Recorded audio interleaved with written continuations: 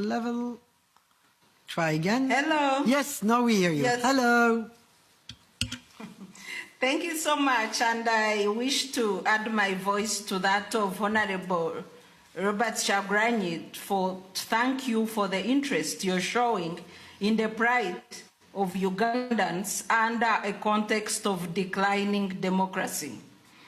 I want to start by re-echoing the values of the EU as enshrined under Article 2 of the European Union Treaty.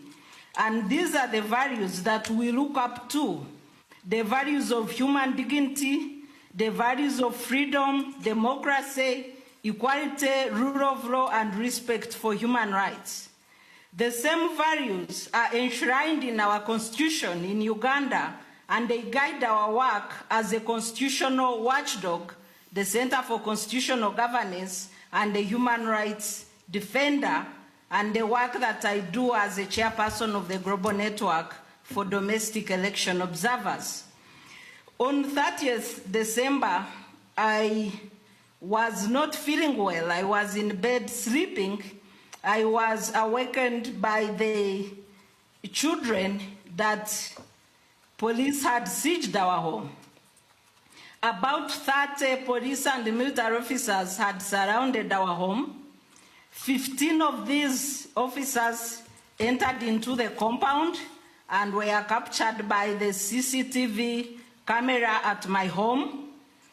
5 of these officers entered up to my bedroom where I was sleeping under medication with two guns. As I woke up to take a shower in my bathroom, 2 armed officers kept guard on my open bathroom, violating my right to privacy, violating my dignity. I was incarcerated for 3 days at Natete Police Station under difficult conditions of restricted access to family and lawyers. My child, I was allowed my son and my niece to bring me meals, but they would be held for more than 3 hours before serving me a simple meal, yet I was undergoing heavy medication in incarceration. I was denied legal representation. My lawyers only met me a few hours on 1st of January, a few hours to interrogation. During interrogation, I had 4 lawyers present at the police station. I was denied legal representation. I was alone. And 1 lawyer was told to sit outside and he will be invited by the police if needed.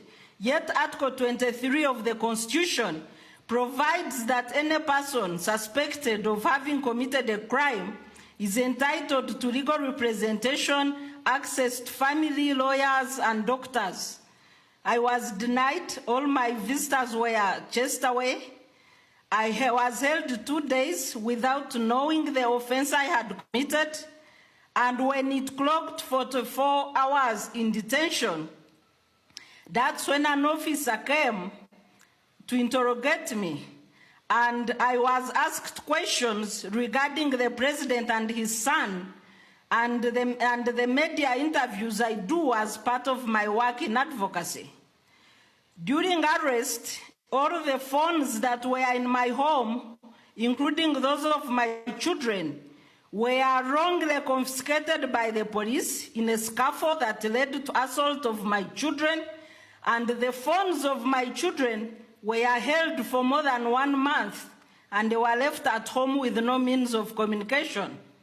My phone is still in police custody, and I have started experiencing digital impersonation.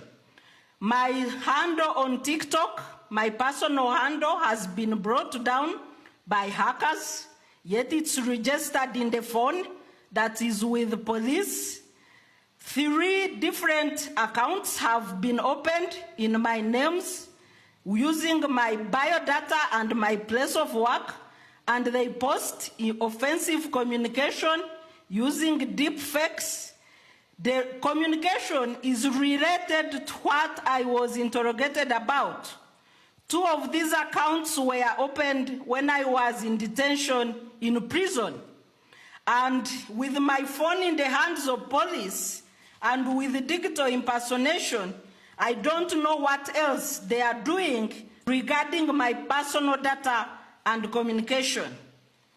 Towards elections, I was profiled as a highly dangerous person because of the work that I do as a chairperson of the GENDEM, chairperson of the Eastern Horn of Africa Election Observers Network, vice chairperson of the Africa Elections Observer Network, and president of the East Africa Civil Society Forum. The security thinks that this work that I do in the region, on the continent, and at the global level is dangerous, and it warrants me being treated as a terrorist because of promoting democracy and human rights. This profiling is what led to my detention and the charges that are related to a voter register, which I have never seen, that are related to sharing of data on a voter register, which is a public document, and these are the charges that I am battling in court. When you look at the work, the characterization of my work, during travels at the airport, some random security officers would ask me what I do and why I travel so much. And the work was characterized as recruiting for opposition, as fundraising for opposition in security files. This is how I became a target of regime harassment. The unwritten offenses by the military and the security agencies in Uganda is that if you are a promoter of democracy and human rights, then you are a dangerous person to the government of Uganda.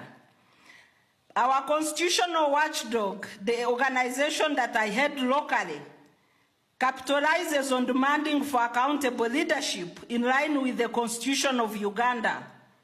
But calling out to the regime to account on human rights violations on several media platforms is what rendered me to be branded as a criminal in Uganda. The siege under my home, which lasted for more than 2 hours, surrounding the whole neighborhood, violated our privacy, led to assault of my children, led to the detention of their phones, and depriving them of a right to communicate or study, including those that were engaged in online studies. I will now embark on the plight of civil society organizations in Uganda. The suspension of work permits for organizations that work on governance, human rights, and elections violates the NGO Act of Uganda, violates the NGO Amendment Act of 2024, because the definition of the NGO Bureau in Section 16 means the board members of the Bureau. These board members do not exist after rationalization. The secretary who signed forms purporting to be holding out as the Bureau is impersonating the Bureau and has no such mandate. And the suspended NGOs were not given a right to be heard, which is a right provided for in the NGO Act. And the indefinite suspension of permits is in effect closure of NGOs without due process. The NGOs have been intimidated into silence because of a mention of activities prejudicial to national security, and most of them are hopeless and they cannot fight back. My third issue is on general human rights violations in Uganda. The militarization of the accreditation process for voter education and election observation leading to elections, which we refused, saying that voter education cannot be the business of the military. And because we were pushing back protecting the laws of Uganda, we were then marked as dangerous. In this election, there was no credible voter education, high militarization of elections, and disruption of opposition campaigns, especially those of the National Unity Platform, disrupted by the military and police, yes, including roadblocks, the issues that we were talking about that led to the arrest, and Ms. Bireete, yes, I'm sorry. Yes, please. Our chair, Hilde Woutmans, had to leave, so I'm stepping in for her. My name is Ingeborg Telek, and I'm the vice chair of this committee.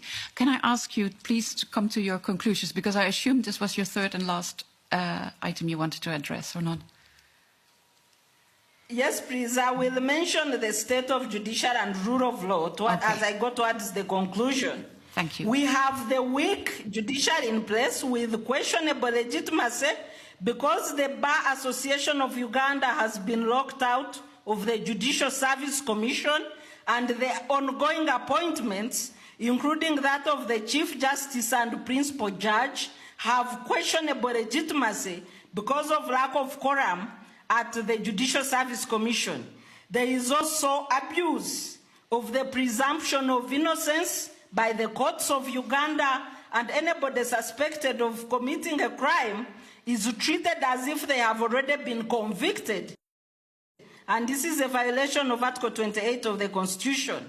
As I conclude, I want to re-echo the diplomatic relations between the EU member states and citizens of Uganda. There is remarkable silence from your representatives in Uganda, and we understand the diplomatic relations to be relations between member states while promoting the pride and welfare of citizens. There is silence on violation of human rights in Uganda.